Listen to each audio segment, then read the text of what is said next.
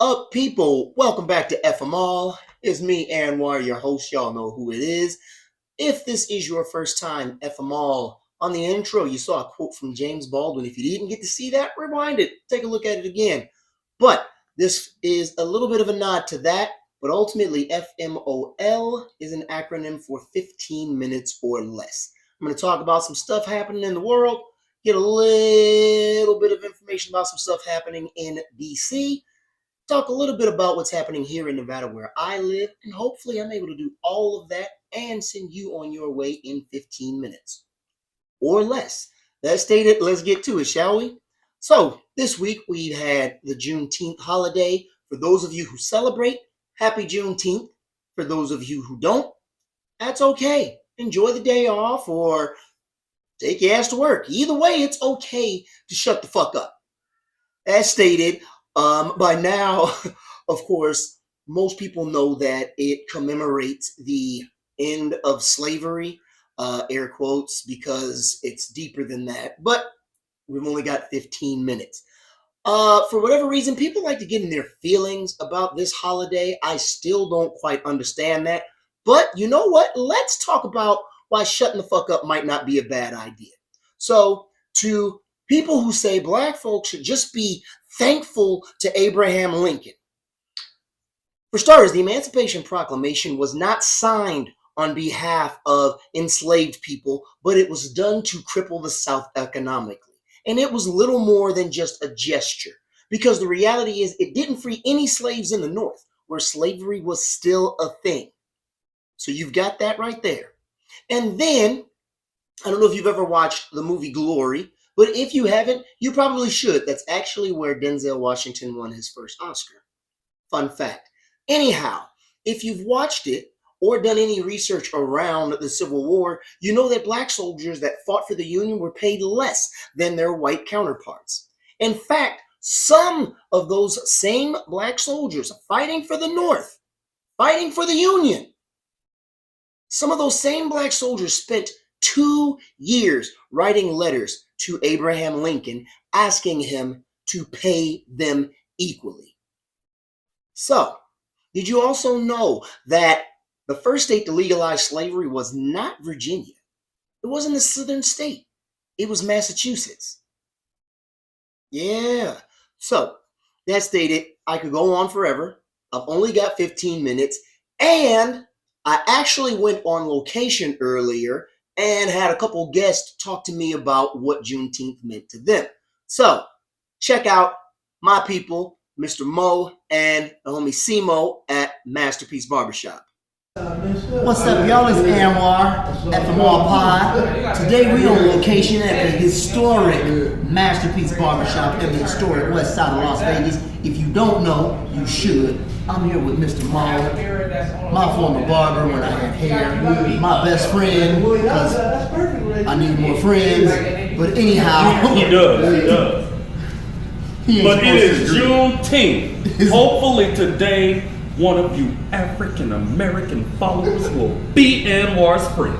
And if not, call me. I'll give you $1 to be Anwar's friend. Happy Juneteenth. Make yourself $1. Give me a call. I really do need new friends, y'all. I really do need new friends.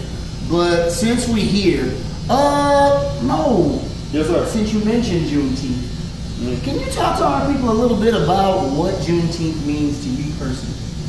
To me, it should have been a holiday. We've been celebrating 4th of July's and other holidays like Columbus Day that really don't mean shit for a long time. And we finally woke up and realized that black people do mean something. So, you know, aside from having the shortest month, which Trump is trying to take away Black History Month also, it's about time we got a holiday for ourselves. Niggas ain't even celebrating this shit. Yeah, and the brothers ain't even celebrating. It's a party across the street from my house today. I'm gonna go over there and eat all they shit up. There's only a couple people celebrating shit. Even the Kwanzaa shit. Like with the Kwanzaa. Yeah. Nobody celebrates that. We all celebrate these pagan holidays. These yeah. made up holidays. And they're here for money. So I noticed both of you said talk about how folks don't celebrate Juneteenth and Black holidays. Why do y'all think that is, especially in our community? We don't have knowledge of it. A lot of people, we don't have knowledge of it. It wasn't something popular in school. You know, everybody's going off of school and going off of the world. It's not popular in the world like that. And I think it's a lack of self-respect for your own culture. Right. A lot of people in Las Vegas, I'm sure if you go to other places, they really celebrate Juneteenth. But in Las Vegas, we just don't have that type of culture. And I think that's what, you know what I'm saying? Las Vegas, you go to Atlanta and stuff like that, they probably getting it in for Juneteenth right now. But in a place like Las Vegas, which is a melting pot of a bunch of different nationalities and religions and everything, they don't celebrate it the way it should be celebrated. Not in my opinion anyway. So what would, it sounds so assembly question. What would help to improve? That one, what do you think needs to change? Do you think anything needs to change? Self-awareness, awareness of where you came from, knowledge. Basically, more knowledge. This man knows a lot right here. If people knew what he knows, then they would be better off. If they knew what I know, then I don't know what the hell that'd be. Up Shit's Creek, I guess. But knowledge is the key. People need to learn more. If you know more, you can do more. Right. It's in the Bible too. My people are sure about You feel me? I talk about that scripture. That's Hosea 4 verse 6. Man, my mama, man, she talked about that shit when I was little, man. If you didn't know, favorite now you know.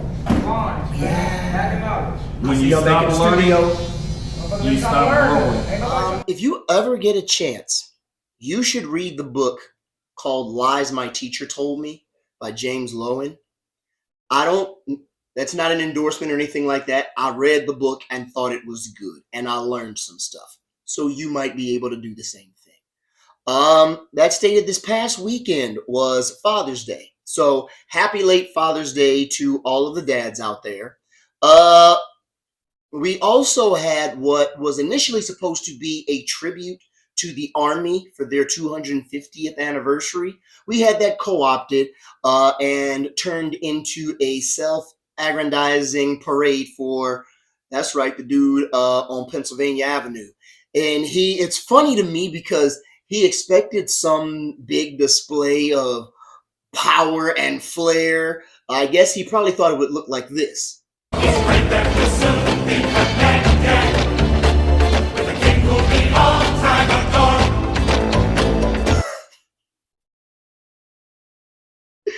And instead, he got comedic material because he is the comedic material. And watching him get shunned by Melania is hilarious every time. It just cracks me up every time I see it. Don't get shit twisted. She is not innocent. She is not a good human being. But the shit does make me laugh. In fact, the fact that she is not a good human being is probably why it makes me laugh. You also had a multitude of protests around the country in response to old Donnie J's party. And so these events, we saw them rake in numbers as far as attendees, whereas the so-called celebration in DC was woefully underwhelming.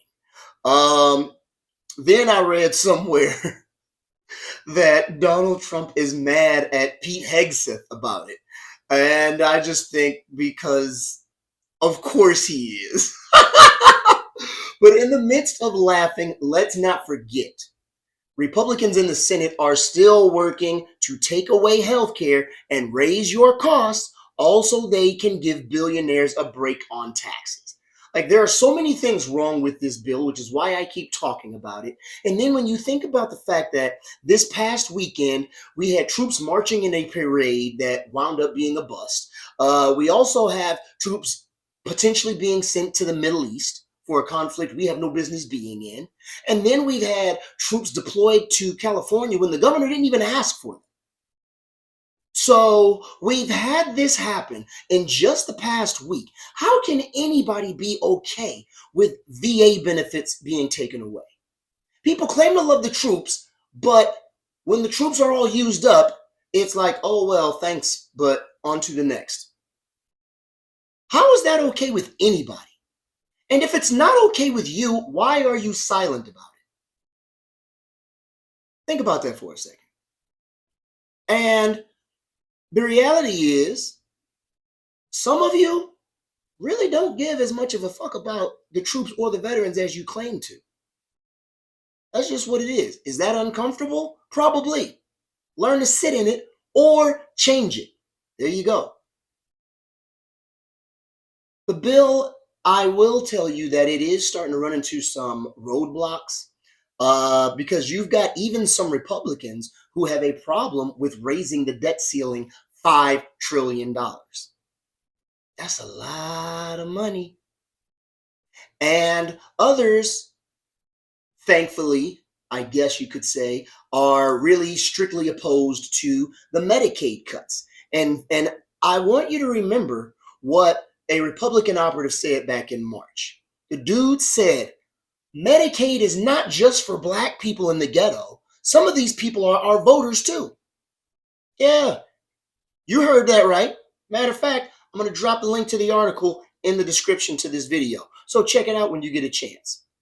That stated, before I digress too far down that rabbit hole, another roadblock the bill is hitting is that some just don't like the size of it or the impact it has on the deficit. Because some folks do want to be fiscally responsible, or at least appear to be that. I take my hat off to them. So that stated, the Senate is headed to recess. They're on recess for the Juneteenth holiday. They'll likely be holding town halls or meeting with some groups. Make sure they know that we are going to remember where they stood next time they're up for re-election. It seems like losing their seat is the only thing that actually scares them into doing the right thing. So if that's what we got to do, fuck it. Let's do it. Now, again, like I told you last episode, if you're not sure who your senators are, go to senate.gov and you'll be able to find them in a matter of seconds. But whatever you do, whether it's a protest, whether it's going to their office, anything like that, listen, stay safe. Make sure you stay safe. Make your voice heard, but make sure you keep yourself safe.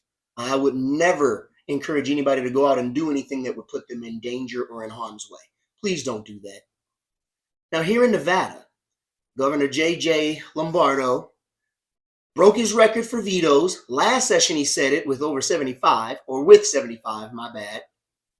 This year, it's over 80, close to 90 vetoes, just because he can, which is why I call him Jackass Joe. Anyhow, one of the bills was a bill he actually supported and asked Republicans to vote for. Yeah, Assembly Bill 499, the voter ID bill. He actually wanted that one until he didn't.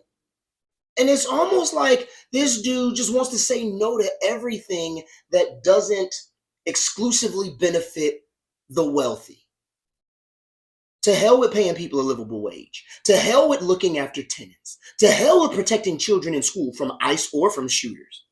To hell with giving Nevadans a chance at home ownership. Let the corporations buy up whatever they want. What the fuck, Joe? I mean, for real. What is wrong with you? So, it reminds me of something Barack Obama said during his 2010 State of the Union address. He said, saying no to everything might be good for short-term politics, but it isn't leadership. And that's the problem. A lot of these folks are in power, but they are not leaders. And they're playing politics when they should be helping the Nevadans and the American people as a whole. So, that stated, what I want you to do, your call to action, head over to Facebook, head over to Instagram, follow my folks at Nevada Megaphone. Let them know I sent you too. Because the reality is the road to 2026, it's already being paved, y'all. We are already headed to 2026. And there's going to be plenty of information coming out between now and then. And it's important that you stay plugged in. So head over to Nevada Megaphone, again, on Facebook or on Instagram or on TikTok. and follow those folks so you stay in the loop and updated. So come 2026, you know the choice that should be made and you understand why. That being stated, again, thanks for hanging out with me. I am Anwar. Until next time, y'all.